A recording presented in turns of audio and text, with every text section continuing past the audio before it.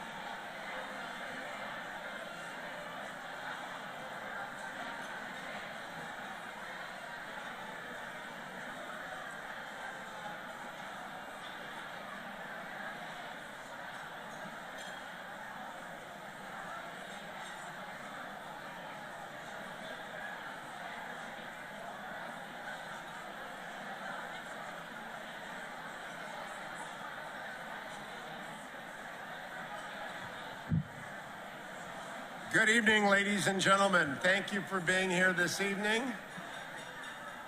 I am Hugh Hewitt, the president of the Nixon Foundation, and I'm very glad to be here. We're very honored that you are all here. Thank you. We've got two great guests of honor. Will you please join me in welcoming National Security Advisor, Ambassador Robert O'Brien. Mr. Ambassador.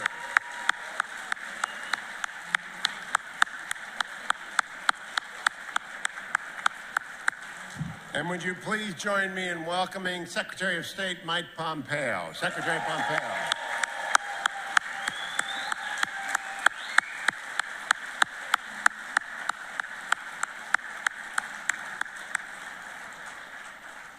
We would like to begin by having grace offered by a friend of Mike's, Pastor Greg Laurie of the Harvest Crusade fame. Pastor, where are you? I don't see it. There you are. Come on up, Pastor.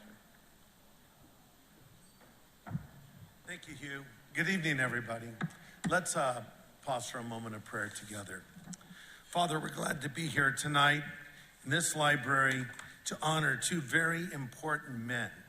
Two men that you have used to bring peace to our war-torn world. Secretary of State Mike Pompeo and National Security Advisor Robert O'Brien. We thank you for Mr. O'Brien's efforts in the Serbia-Kosovo economic normalization agreements, as well as his work getting the American hostages back home again. We thank you for Secretary Pompeo's efforts in de-escalating tensions with North Korea, the defense of our nation against terrorism, and so much more. But we especially are thankful for what he did with the Abraham Accords. You remind us in Scripture to pray for the peace of Jerusalem, and we're thankful that a step has been taken in that direction. Your word tells us, blessed are the peacemakers, for they shall be called the children of God. There are so many people around the world that wish our nation harm, but you raised up these two men to be in the right place at the right time to do your work. You tell us in Scripture you place people in authority. We thank you that you raise these men of integrity and honesty up to do that work well. And we thank you, Lord, tonight for our nation, the United States of America. We've been blessed as a nation, as a city set on a hill. May we never forget our Judeo-Christian heritage and you, the God who gave it to us. Thank you for loving us so much that you sent your Son, Jesus Christ, as the Savior of the world to die on the cross and rise from the dead. We commit this night to you now, and especially Secretary Pompeo and Ambassador O'Brien. Bless them, bless their families, and we're thankful for the sacrifices they have made for our nation. And we ask all of this now in Jesus' name. Amen. God bless you. Now, will you please rise for the presentation of the colors by the Troy Navy JROTC Honor Guard, followed by the national anthem performed by the OC Music and Dance Fanfare Trumpets.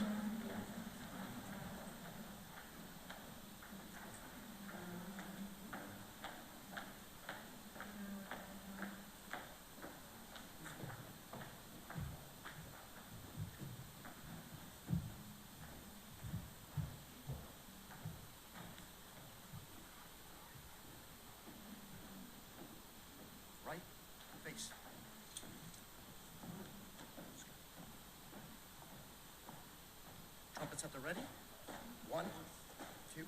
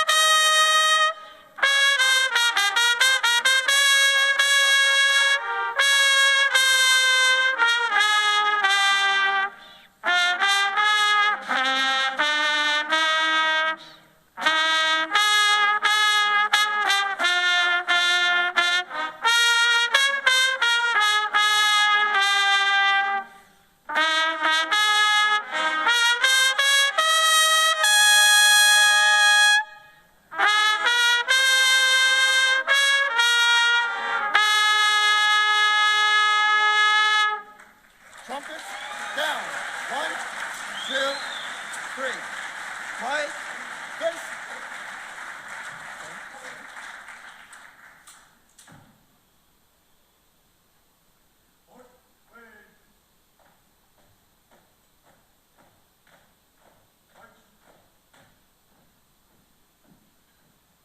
Forward. March.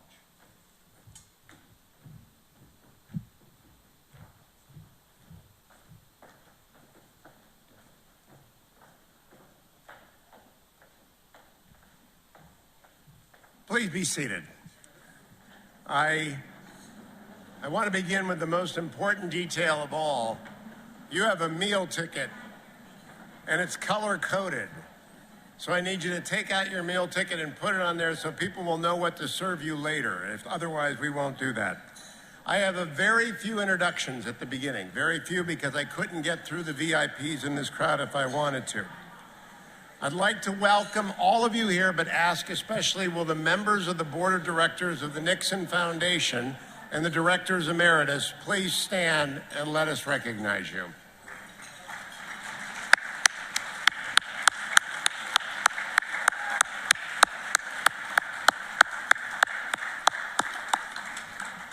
It was only a couple of months ago that we gathered to celebrate Pete and Gail Wilson, and I would be remiss if I didn't specially recognize the former Chief Executive of our state, Governor and Mrs. Wilson. Good to have you back, Governor and Mrs. Wilson. We are honored by some very special donors to this evening who made it very possible to honor the Ambassador and the Secretary. Mark Carlson and Dr. Jacqueline DuPont, thank you very, very much. Also want to thank Lisa Argyros and the Argyros Family Foundation. Thank you. Ginny and Dave Hanna, thank you. Donna Lauren, thank you, Donna, very much. Kelly and Dwayne Roberts, thank you very much. Gavin and Ninetta Herbert, thank you very much.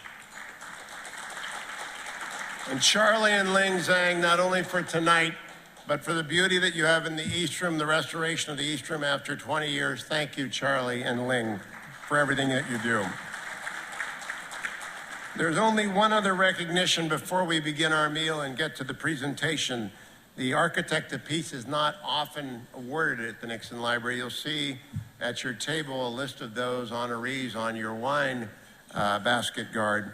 But for the last dozen years, this library and the Ford Library have been led by an exceptional couple of American patriots.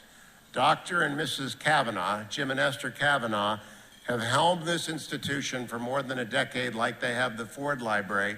Theirs are lives of public service, extraordinary generosity, and just wonderful, wonderful character. Would you please join me in having you two rise and accept the applause, Dr. and Mrs. Kavanaugh of the Foundation.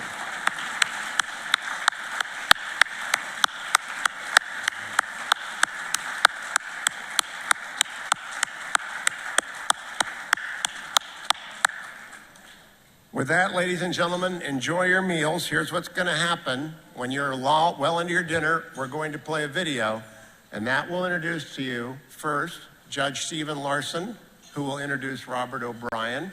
The ambassador will make remarks.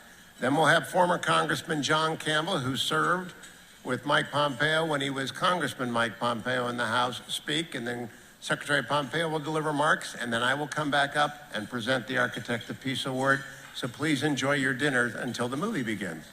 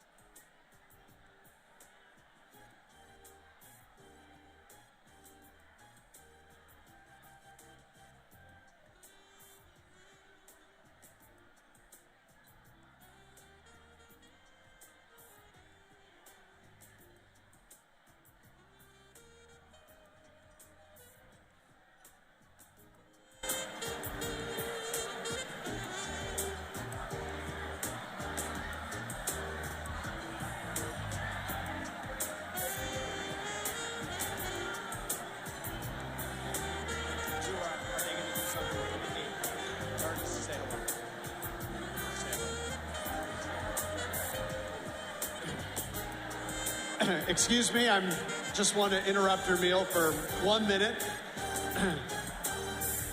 I'm Christopher Nixon Cox, President Richard Nixon's grandson.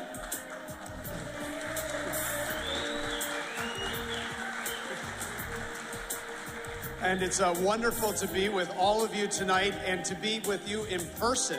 This is my first in-person dinner since COVID, so it's great to be with all of you tonight, and I'm very excited. So my duty, thank you. My duty tonight is to toast our guest of honor tonight. First, though, I'd like to acknowledge John Voight, who is joining us tonight.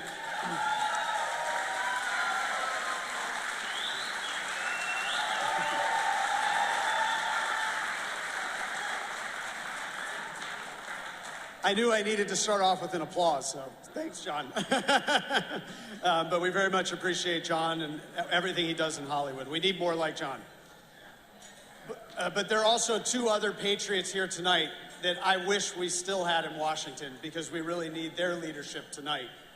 And that's Secretary Mike Pompeo and Ambassador Robert O'Brien.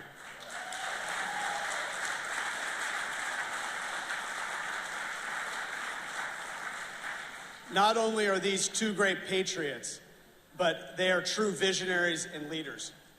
And I remember my grandfather talking about his presidency in the 1970s, and he talked about ending the Vietnam War for the Vietnam War.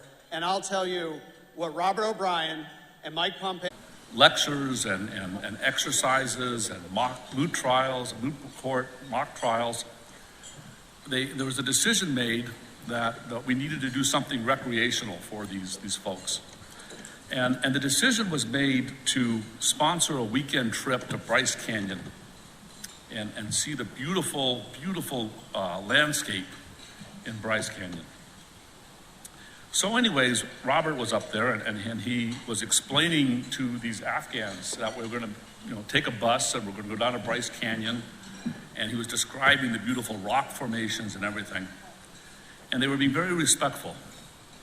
But after listening to him, there was a kind of a meeting, a caucus amongst the Afghans. And one of the leaders of the group came forward and said, Mr. O'Brien, because he wasn't quite Ambassador O'Brien yet, he said, Mr. O'Brien, and he addressed the other leaders of the group and said, we really would like to go to Bryce Canyon. It sounds beautiful. But we have rocks and canyons in Afghanistan. What we don't have in Afghanistan is Las Vegas. There's no joke. And they said, what we would really like to do is spend a weekend in Las Vegas. Now, Robert, who's representing the United States at this event, is thinking, okay, this could end badly, right? I mean, 30 Afghans come over here, judges, and they all go to Vegas this is what the Taliban was kind of warning, everybody over in Afghanistan about. And so Robert says, no, we're going to take you to Bryce. You're going to love Bryce. It's beautiful. Maybe we'll stop by Zion. There's more. And the Afghans would not have any of it. They said, no, we want to go. And they got together in this group, and they were talking in their native language. You really couldn't understand it, but every few seconds you just hear, Las Vegas, Las Vegas. It may have involved a trip to a bar in Utah or something as a compromise, but Robert negotiated his way through this particular debacle. And it really illustrates the extraordinary diplomatic talents that he has. So I knew long before anybody that he was going to be really good at it. But that does not capture the fullness of the man. I'm going to share another story that I think does. You've seen several images on the video about his work along with Secretary Pompeo related to the release of American hostages. And while I certainly respect and admire the work he did as National Security Advisor, the Abraham Accords, the Kosovo-Serbia Agreement, this work to release American political hostages held captive around the world is what really touched me as his friend, as his colleague, but mostly as an American. And he did some great diplomatic work. He and Secretary Pompeo worked tirelessly to free these hostages. And they used our intelligence community, they used our allies, they used some of our enemies at times. They did whatever they could to make sure that we secured the freedom. But even that's not what impressed me, and that's not what reveals the fullness of the man. What reveals the fullness of the man is this. When Robert came in as the special presidential envoy for hostage affairs, he had a deck of playing cards drawn up. And each one of these playing cards had the picture and the description of an American held hostage around the world. And he carried that deck of cards with him. And when he went to bed at night, it was at his stand, his nightstand. And each day and each night, he would pray for one of those hostages. Nobody knew this. But I believe to this day, and I will always believe, that that effort, that thoughtfulness, that commitment, that those prayers mattered more than any of the other diplomatic or intelligence community or any other efforts that were done. Robert is a man of faith. He's a man of the book. He's a man that understands the role of prayer. He is a full-bodied man. He's a good husband. He married his college sweetheart, Lo Marie, who's with him. He's devoted to his mother, who is here someplace. I saw her earlier. There she is. His brother, Patrick, and his sister, Kelly, are here. I know Lauren is here. His daughter, he's the father of 3 beautiful children. And his 2 daughters have kind of followed his footsteps in the public service. His eldest daughter, Margaret, is a JAG officer with the Georgia National Guard. Lauren is going to be flying C-130s now any day here. If you see her, it's hard to believe, but she's an Air Force officer. She's an extraordinary young lady. I have the privilege of, she's working with me in the firm until she gets her orders. And I selfishly hope that that's delayed as long as possible. But just a wonderful, wonderful family. He's a dear friend, and he's a friend to many. And he's the kind of friend that anyone would be honored to have. He is loyal. He is committed, he is dedicated, he puts his friends and his family first. And then of course, he's just an extraordinary diplomat, and that's what we're honoring tonight. His work in foreign policy dates back to his young adulthood. He was an Army JAG officer. He worked in Kuwait after the first Gulf War, dealing with issues of reparations in Kuwait. He followed that up with an appointment to be a special U.S. representative to the United Nations, where he dealt with the easy issue of Palestine, which of course was this probably earliest foray into the Middle East. He served, as I indicated, on this public-private partnership for justice reform in Afghanistan. I remember him calling me when he was approached about doing this, and it was going to really cut into both his family time and his time with his law firm. But it was a huge undertaking for him to take. But he knew the importance of it, and he followed through multiple administrations. And then, of course, his work under President Trump, both as a presidential envoy for hostage affairs and then as an extraordinarily successful national security advisor. We are indebted to him on every level. But he's no one-dimensional person. It's been a privilege to know him. It's a privilege to introduce him. Thank you, Robert. I know I speak on behalf of everybody in this room when I thank you for your extraordinary service, for your friendship, for your dedication, but most of all, your prayers.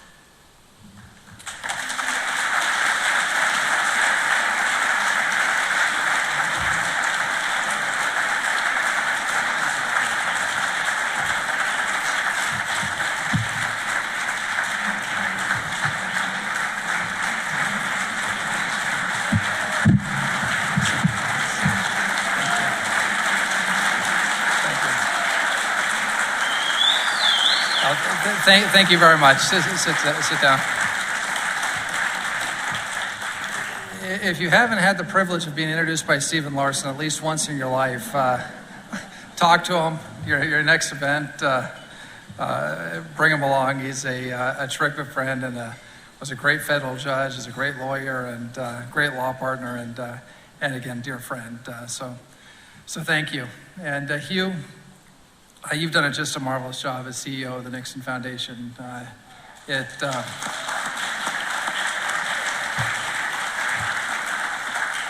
And he was responsible for getting Mike and me together. There was a long period of time when I was just a former Romney foreign policy advisor and Mike was a congressman from Kansas. And I'd either go on a huge show before Mike or right after Mike, and we got to know each other through the radio show and never thought we'd be working together in this capacity. But that was Hugh Hewitt who connected us and put us together. So thank you, Hugh.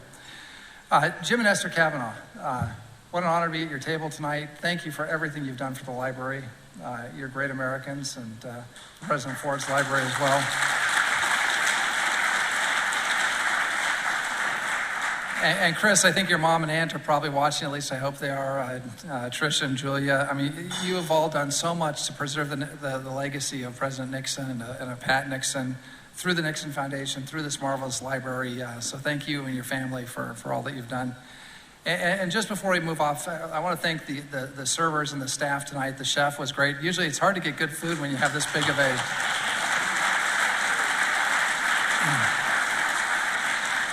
When you have this big of an event, it's rare that the food is as good as it is tonight. So for the chef and for his team, Mike and I saw him as we were coming through.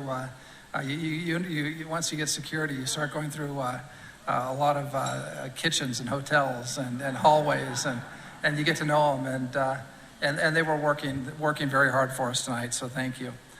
So I'm joined tonight by a number of family members and friends, my mom Judy, my wife Flo Marie, Patrick and Kelly, my brother and sister, Lauren's here, my other daughter's in training in Charlottesville, but I wouldn't be here if it wasn't for all of them and many others, and I'm grateful for all of them. But I'm also mindful tonight, I'm actually surprised to see this many people here. I thought people would write their check and send it in. When we heard there was Game 5 of the Dodgers-Giants, and maybe the biggest sacrifices by our Mary Hart and Bert Sugarman. If you watch the Dodgers, they happen to have some pretty good seats right behind home plate, and they were supposed to be at the game tonight, and they're here instead at the Nixon Library. So.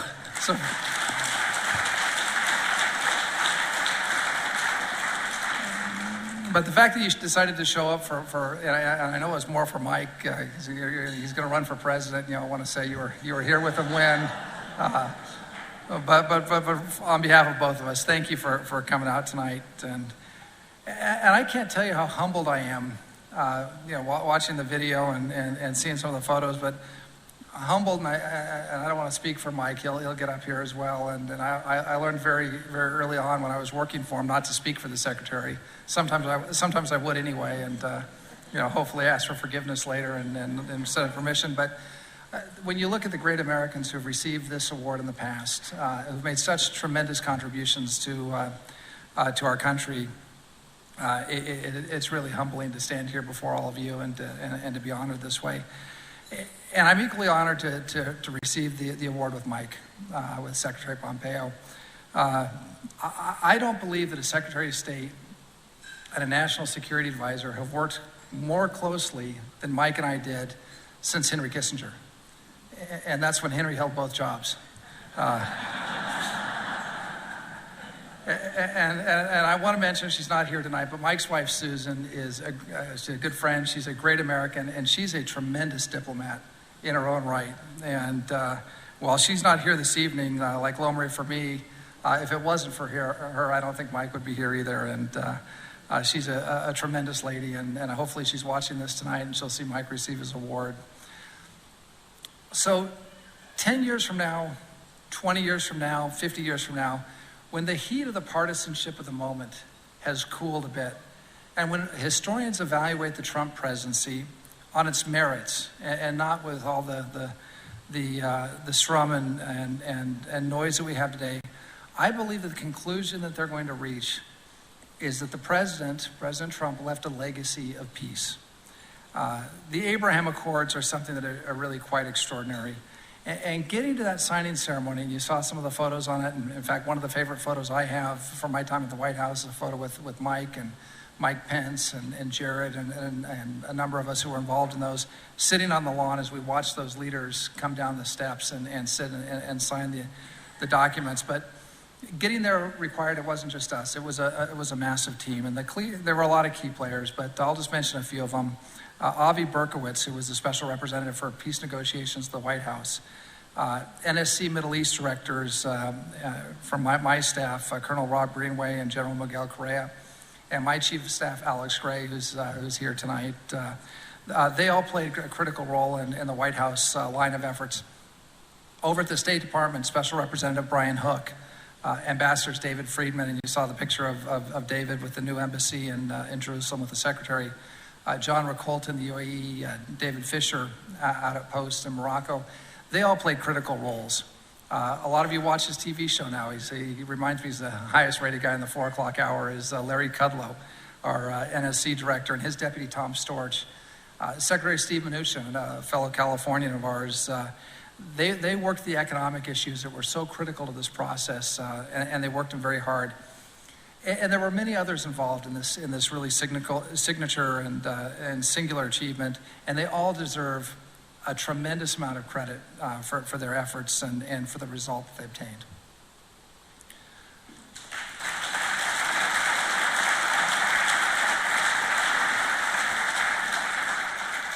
So Senior Advisor Jared Kushner and Secretary Pompeo played absolutely critical roles, and they spent an enormous amount of time out in the region, out in the Middle East. I mean, they were constantly on planes. I don't know how Mike did it. I will confess, it was a little easier to do the travel when you had your own plane than flying commercial. That was the one thing when I was a hostage envoy. They brought, the State Department always try and put me in a middle seat in economy and send me to Algeria or somewhere and say you'll be able to sleep on the plane. And I became national security advisor, and I told them to organize a flight. I said maybe we can get business class, and they said, well, you've got a plane, sir. And I said, well, that's nice, but they spent a tremendous amount of time in the Middle East working with leaders at the highest levels and really hammering out the terms that eventually became the Abraham Accords. And I was privileged to participate in a number of those negotiations. But for much of that time, I was back in the White House, and I would get the reports from the secretary and Jared and others, and then brief the president and keep him up to speed. And in my view, the accords were achieved because of a couple of factors. And in the first instance, it was President Trump accumulated, and working with his team, accumulated political capital in the region. He moved our embassy from Tel Aviv to Jerusalem. He recognized the Israeli sovereignty over the Golan Heights. And when he did these things, the sky didn't fall like the foreign policy experts all said they would. He honored his word, he honored America's word, and he did this. In the Gulf, he exerted maximum pressure on Iran. And he made sure that our Arab friends in the Gulf states obtained the weapons that they needed and the platforms they needed to defend themselves against the Islamic Republic. And it just showed me again in a small way, in a region, peace through strength worked. It proves itself time and time again. Now, the president was willing to then spend that political capital to achieve peace. And then there were at critical stages of the negotiations, Mike, Jared, and myself were able to keep the process moving forward because we were able to remind our interlocutors, we were able to remind the folks that we were negotiating with of what America and what the president had done for them. And so being able to spend that political capital was critical. Second, trust and personal relationships between the key players allowed us to get hard things done and move beyond the stale politics of letting a few geriatric authoritarian Palestinian leaders in the West Bank hold a veto over whether Israel and Arab countries could make peace. And for me, those relationships began when I was the hostage envoy. When at our request, the UAE undertook an operation to free Danny Birch, an oil worker who was in Yemen. They did so, and they got him out safely. We got him home to the White House. And I did something that's somewhat rare in diplomacy, and I did it with Mike's support and with the president's support. I flew out to Abu Dhabi to meet with the Crown Prince. And the purpose of that in-person meeting was just simply to go say thank you. Thank you for bringing this American home. We appreciate what you did. Now, in the Middle East, folks meet pretty late at night. There was a late night meeting at the palace, and he accepted the thanks, and so they were happy to do it, anything they needed. And then he had a laundry list of things that the UAE needed from us. And it mainly had to do with the defense of the UAE against Iran. And he asked me if I'd take that back to the secretary, and I did. And the secretary and the president moved out very smartly and very quickly, and we helped the UAE get the things that they needed so they could protect themselves from Iran. Another situation with Israel. We were having a lot of success with the hostages.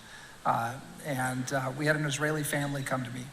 And they said, we've got a son who fought for the IDF. He was an Israeli Defense Forces soldier. He was killed by Hamas and then dragged through the tunnels back to Gaza. And we don't have his remains. And we want to bury him in Israel. Now, this is a little bit beyond my remit. I was the hostage envoy for Americans, not for Israelis, but I thought it was something we should do. And I went to Mike, and at the State Department, I'll talk about this in a moment, it was always a little tough to get things approved, but I would always cut through and just go straight to his office, which I'm sure his staff loved. But Mike said, go help this Israeli family. And Prime Minister Netanyahu and his team appreciated that gesture. We went to Israel, we did our best. Unfortunately, we did not get those remains home, but we tried hard. And so later, as we were crafting the Abraham Accords, the Israeli leaders understood that we had their back. Now, Mike and Jared have many, many more stories along the same lines that they could tell you. And foreign policy experts, most of them will tell you, nations change their conduct, or nations do things because of geography, because of geopolitics, because of demography, because of economic trends, because of social trends, because of ideology. And they overlook the impact of personal negotiations and diplomacy. And if the Abraham Accords do anything, they demonstrate how important those personal touches are in diplomacy, how important the relationships that Mike had. He started as CIA director and the Secretary of State, how important the relationships Jared had, how important the relationships the president had with the other leaders. And third, it took courage. For the president, it took political courage to accept a potential political defeat and just end up as one more president that chased the mirage and was deceived by the mirage of Middle East peace. But for the leaders in the region, for the leaders of Morocco and Bahrain and Sudan and UAE and Israel, it took real personal courage. None of us forget, and none of them had forgotten what had happened to Anwar Sadat or Yitzhak Rabin, who took big gambles for peace. They were martyred for it. And so it took personal courage. Now, you saw the photos of the flight the first commercial flight. It was an El Al flight that we took from Ben Gurion Airport to Abu Dhabi International Airport. And I was flying, Jared was on the flight, I was on the flight, and Meir Ben Shabbat, the Israeli National Security Advisor, was on the flight. And we were flying to Abu Dhabi to have the first trilateral meeting after the Abraham Accords between the US, the UAE, and the Israeli National Security Advisors and see how we could confront the terrorism, not just of ISIS and the jihadis, but the terrorism of Iran. And as we flew into Saudi airspace, the captain came on and in heavily accented Hebrew accent in English said, we've just entered Saudi airspace. And I looked over and our colleagues, and these are pretty tough guys. I mean, these are Israeli security officials. They were getting teary-eyed and they were getting very emotional. And my wife will tell you, I've got kind of a bad sense of humor. And I looked at him, I said, hey guys, let's face it, this isn't the first time an Israeli jet has flown over Saudi airspace. And Meir Ben Shabbat looked at me and Meir said, yes, but it's the first time we've been invited. And it was a very special moment.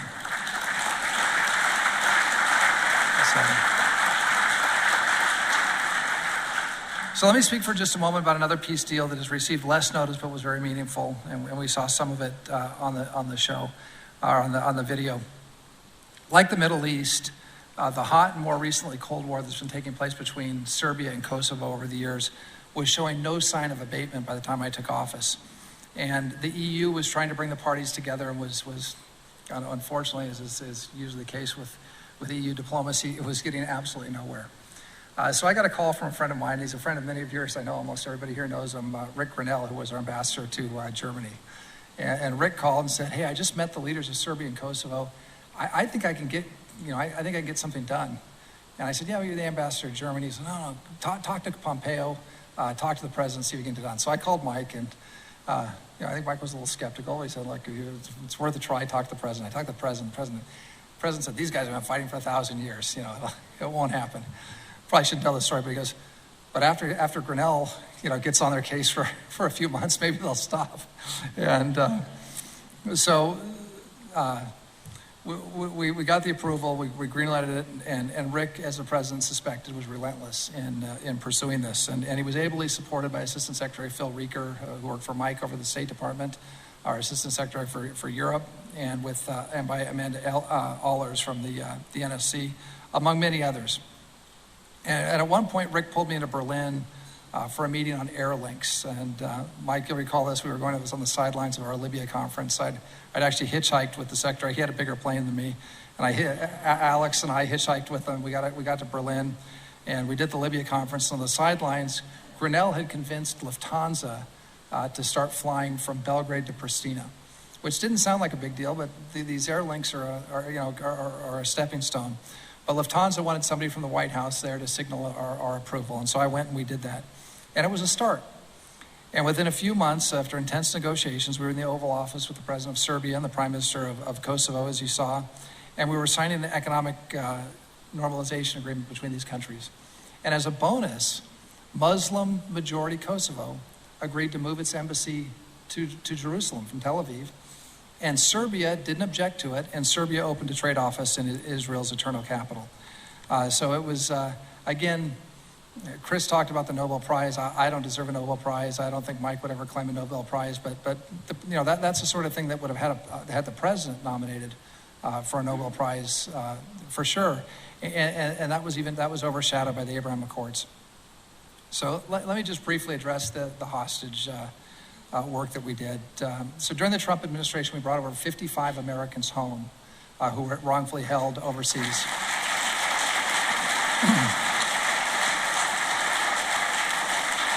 And we used every tool in the kit. We used military rescues successfully. We used diplomatic efforts. We used economic sanctions. We used intelligence operations. We used our allies.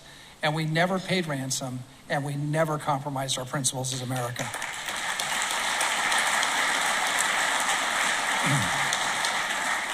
And as a special presidential envoy for hostage affairs, I received credit for our successes, and it was one of the few areas where the media was fair. But those achievements really started with Mike Pompeo.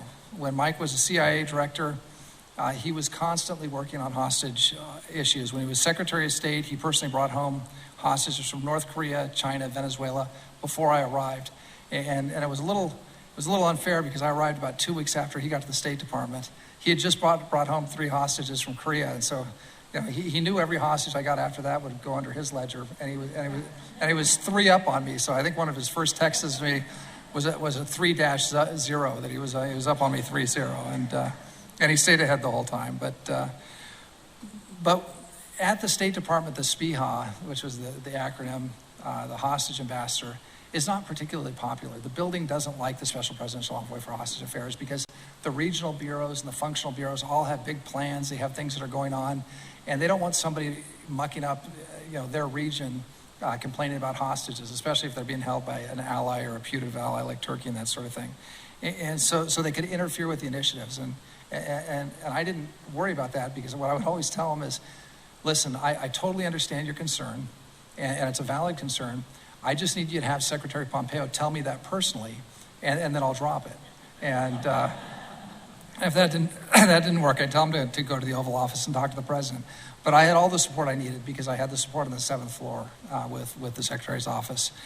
But I think getting wrongfully detained wrongfully detained Americans and hostages home was really the essence of what it meant to have an American first foreign policy. That's what it meant to me. That's what I think it meant to Mike, and that's what it meant to the president. And we stayed on those cases, and we continued to work those cases, and we literally worked them up to the final hours until noon on January 20th when we left office. And we take a lot of pride, and we're grateful for the captives that came home.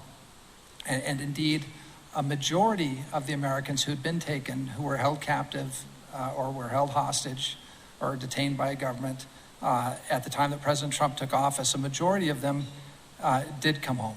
And we're grateful for that. So that stack of baseball cards that Stephen talked about got smaller. And that's a wonderful thing. But what we think about, or at least what I think about every day, are the folks that didn't make it home. And we've got people like Austin Tice in Syria, and Murad Tabaz and Siamak Namazi in Iran, and Jeff Woodkey in Mali, to name just a few.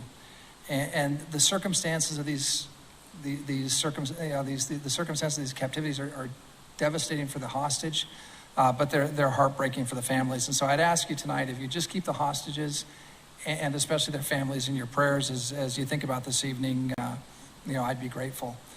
So I was very privileged to serve our nation at a time when we accomplished much for our country, and we made peace in places where folks said it could never happen, that it wasn't possible. And again, I'm incredibly honored to receive this award with Secretary Mike Pompeo at my side. But it would also be entirely immodest not to recognize that the ultimate credit for all of these achievements, as it should be in any administration, belongs to the president that we served. So thank you again to the Nixon Foundation and Library.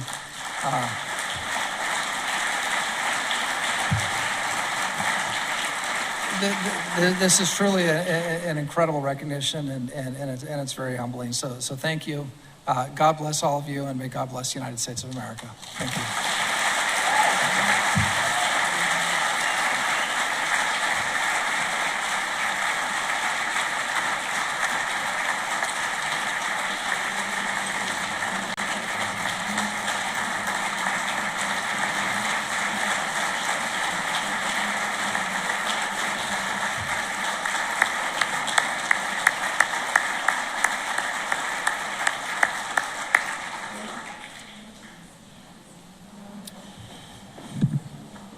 Good evening, everyone. I am Congressman John Campbell, and as Hugh Hewitt mentioned, I served with Mike Pompeo in the House of Representatives. Now, okay, so I've got his bio here. Wow, you've lost some weight since they took this picture. But, and I looked at all this and I thought, you guys know all this stuff, right? You know he was born just down the road in Santa Ana. You know he had a successful business career, successful enough to be in the Young Presidents Organization. You know he was a member of Congress. And you know he was CIA director and Secretary of State. And you know that he's a father and a husband. You know all that stuff. So I thought, well, let me tell you a little bit of my experience. And in fact, my very first experience with Mike Pompeo. So I had been in Congress. I was in my third term. So I was a grizzled veteran, And it was 2011, right after we had the Republican wave that brought in a majority in 2010, in the election of 2010. Something many of us hope happens again in 2022, by the way.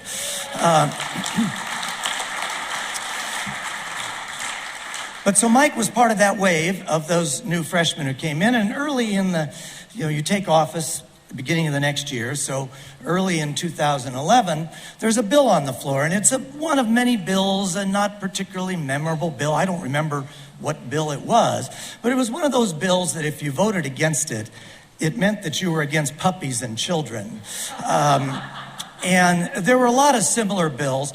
And when you're in the House of Representatives, they got this big board up there. And it has everybody's name, and there's lights on it. And the green light means you voted yes, and a red light means you voted no. And my name was up there, and for this particular bill, there was a green light. And I looked, and there were maybe 3 or 4 red lights up there. And I looked, and there were names I recognized, and there was this one I didn't. So I walked up to the majority leader's staff on the floor, who I knew quite well, and I said, "Who's this Pompeo fellow?" And they said, "It's Pompeo." And they said, "And he's from Wichita." And I said, "Where is he?" And they said, "He's sitting over there." I actually remember, Mike, exactly where you were sitting.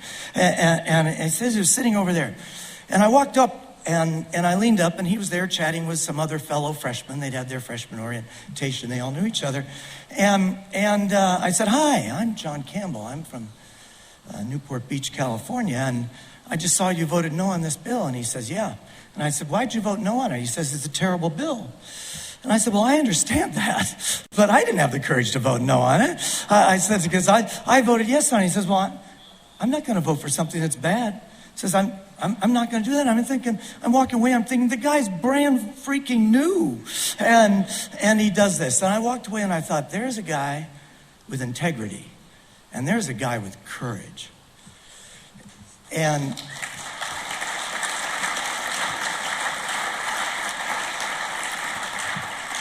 so a few years later, I decided not to run for re-election, retired from Congress. And I was Hugh Hewitt's regular guest appearance every week as sort of a voice of the House of Representatives. And Hugh says to me, "Oh my gosh, you're leaving. Who am I going to get to replace you?" And I said, "Well, there's this fellow from Wichita." And I said, "His name's Mike Pompeo." And I said, "I think you'll like him." I said, "He has courage. He has integrity. In addition to that, he's a hell of a smart guy." Ladies and gentlemen, Secretary Mike Pompeo.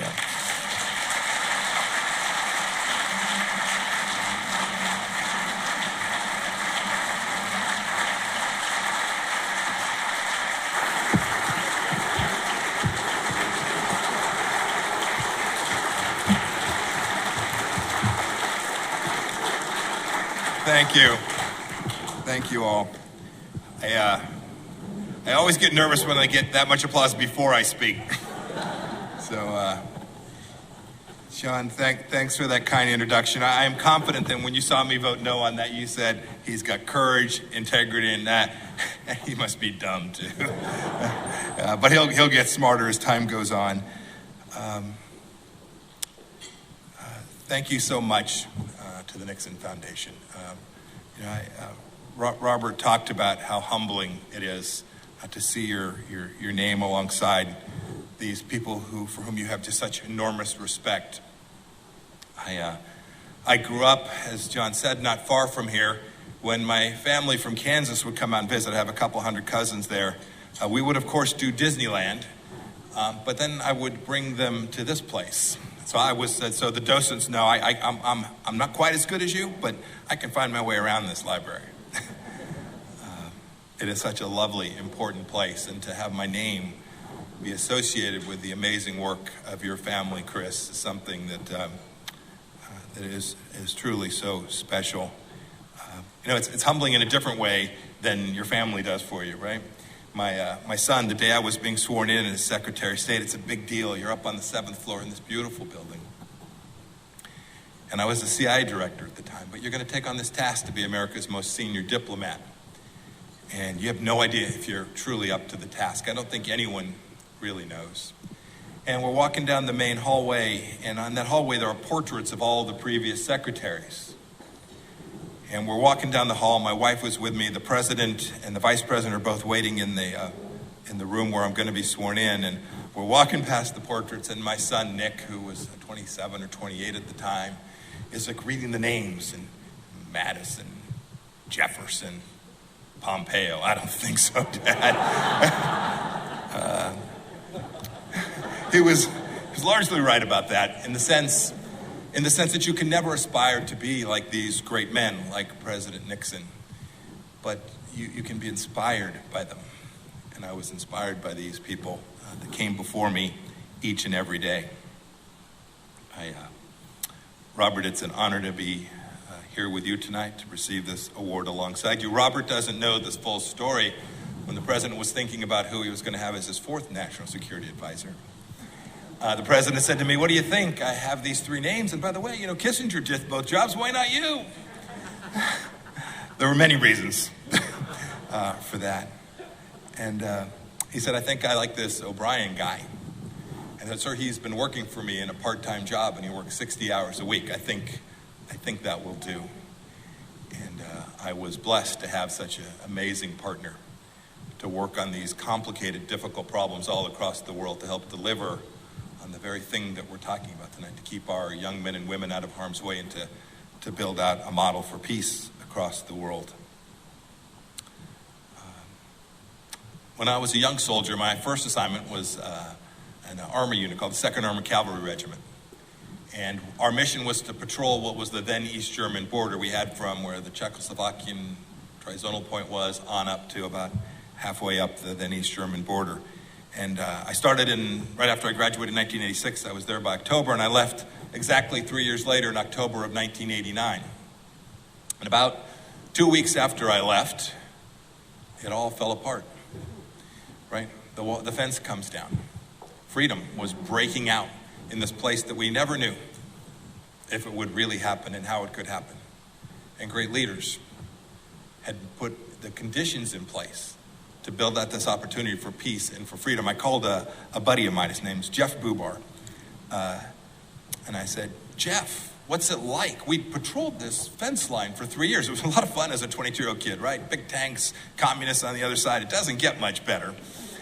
And he said, Mike, it's amazing, right? We were driving down this thing. We were trying to keep everybody out. The East Germans were trying to keep everybody in. And today, we are providing traffic control for thousands of vehicles driving across, and the vehicles are going one way. They're going towards freedom. We should never forget that. In the Trump administration, we never forgot that. It doesn't happen by accident. It happens because of good works. Good works like you, Mr. Kavanaugh, who built important places like the Nixon Library where we can remember this amazing history. Because I'd come to the library so often, I read a lot of President Nixon's works, the things that he had written himself. Some of you won't remember the book called Six Crises. He wasn't predicting the first 8 months of the Biden administration, okay? It was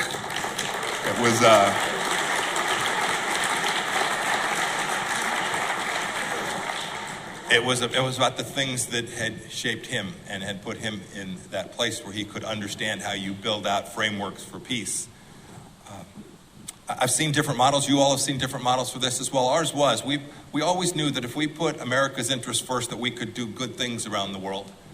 And we knew that if we had a very strong capability, a military capability, an economic capability, that we would have the tools so that the 70th U.S. Secretary of State could do his best to convince others to conform to the things we knew were best for our country. You know, I'd seen a different model of this. It actually happened right in this state when I was a senior at West Point. The school put me forward to try and win a Rhodes Scholarship. 14 students come to California. You competed in the state that you either were going to school in or where you were from. That for me was New York and California, and I chose to go try in California. I get invited to the round. The events were held up in Berkeley. And the first thing that you do is you sit in a panel on a Saturday morning, and the judges sit around in a semicircle. And we had been calculating this for a while, and I decided I'd wear my cadet uniform. This was not a good decision. The first question is from the then Chancellor of the UC system. And he's sitting in front of me. I was very nervous, you can imagine.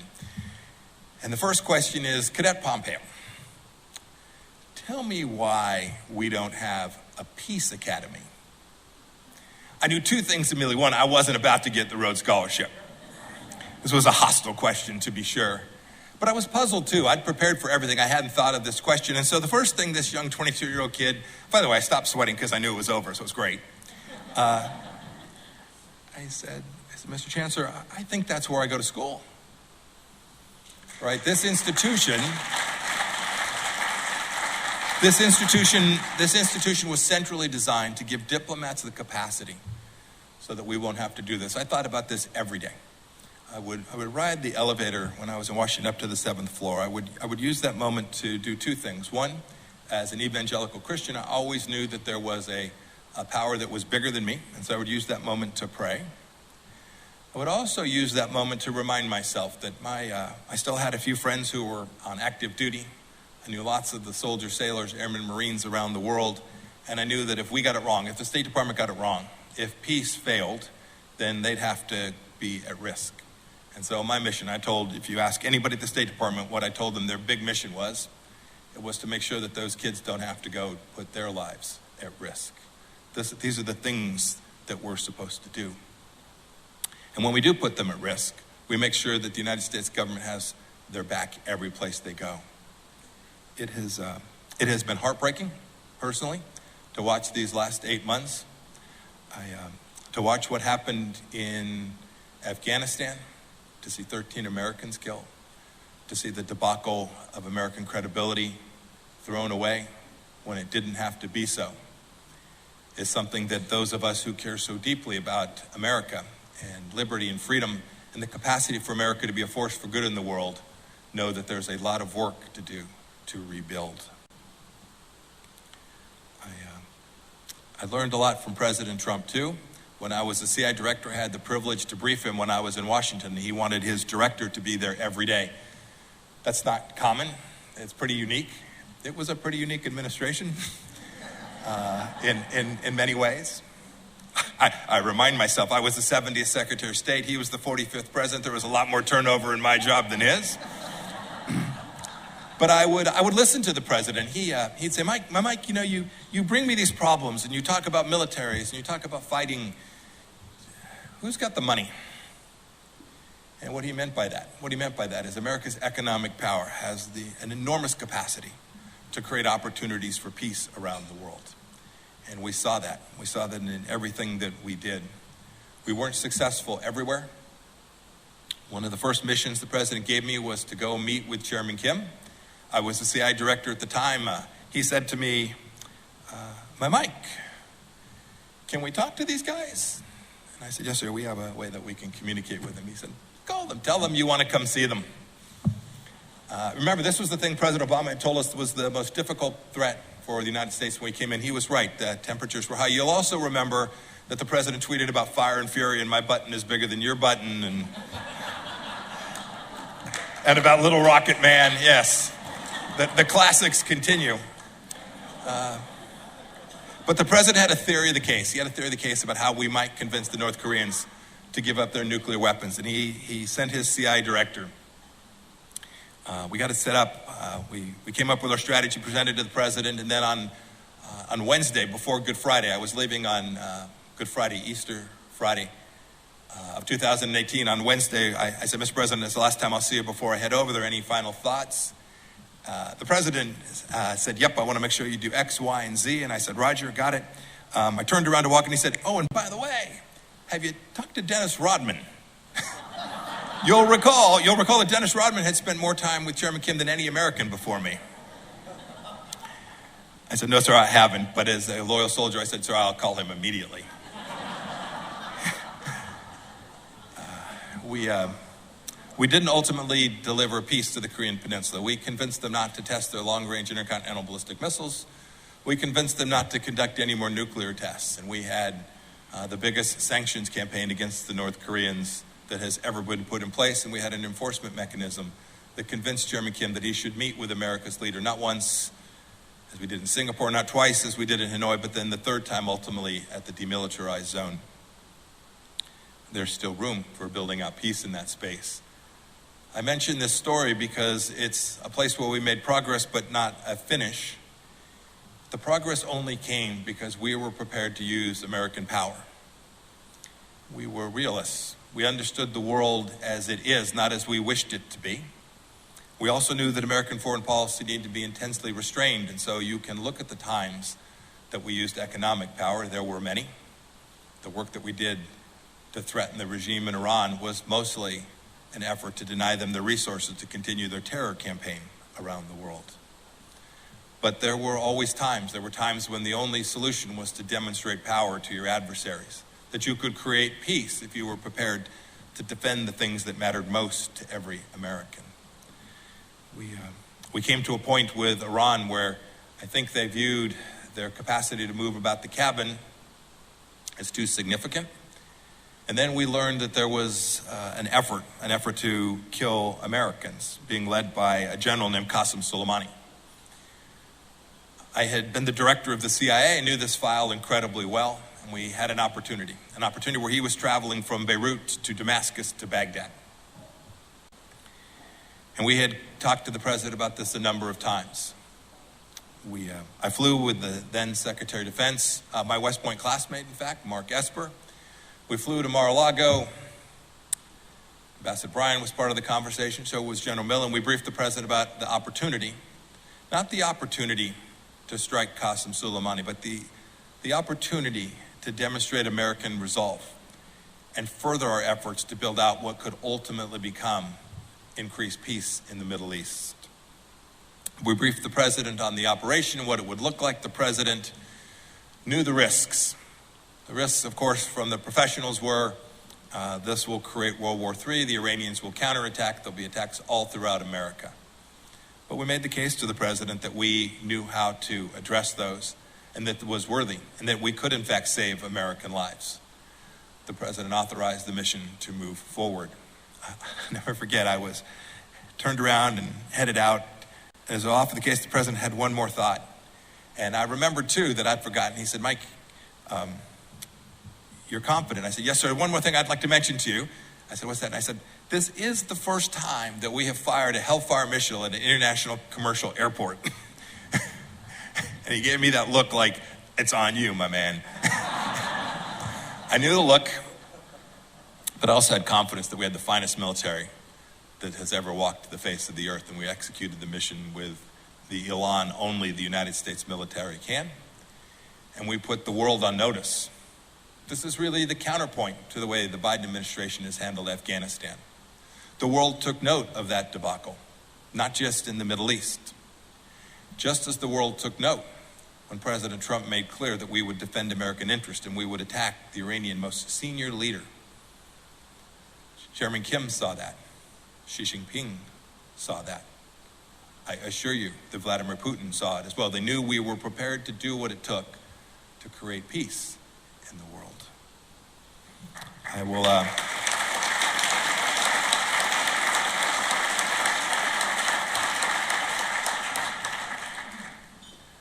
I had the privilege in July of last year to be in this very place, the House of President Nixon, to give a set of remarks that no Secretary of State before me would have given and no Secretary of State would have been permitted to give by a President of the United States.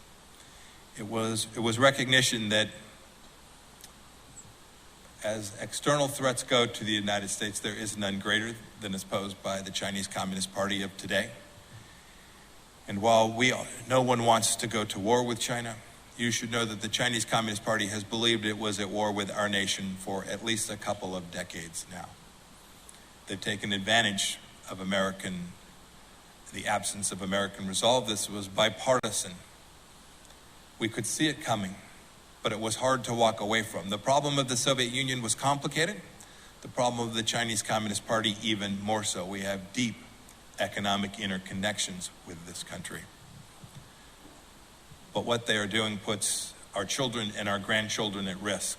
And I spoke that day here in this special place where President Nixon had opened up an opportunity for China to take a direction that was different than the one that Xi Jinping has chosen. And to mark the moment where America was going to be resolved to build out a set of strategies, a set of understandings, and a global coalition that could convince the Chinese Communist Party that peace was a better path than their continued effort to dominate the world and to take down the world's superpower. We were only at the beginning of this. We had made some progress. There is an awful lot more to do. It will take secretaries of state that come long after me. But this focus to build a peace, a global understanding of freedom and liberty that is ordered on the basis of the ideas that we have about religious freedom and property rights and the essential dignity of every human being is something that I hope every Secretary of State after me and every National Security Advisor after Ambassador O'Brien will put into their heart as well. We must be resolved. This will be difficult. It will not be quick or easy, but I am confident. I'll close with this thought. Robert made a joke about me running for president. I did not think it funny. I do have a big announcement. There's a big job I would really like. It would make you famous and everybody would love you. I would love to be the host of Jeopardy.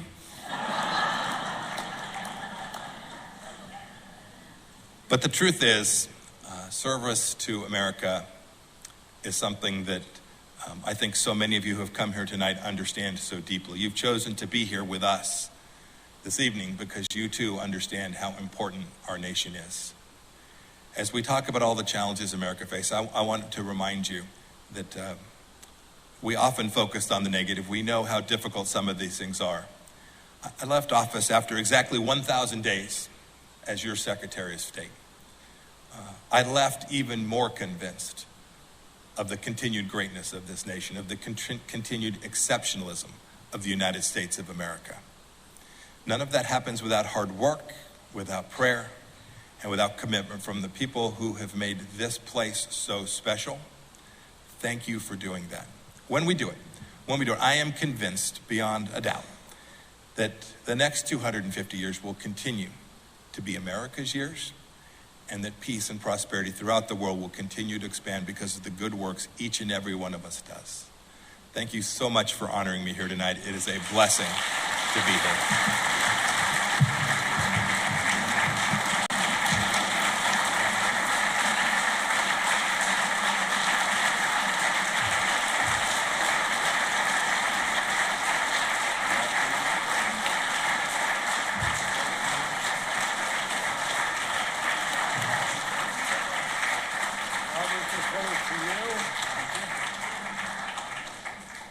Secretary, don't break your arms. Ladies and gentlemen, our architect of peace.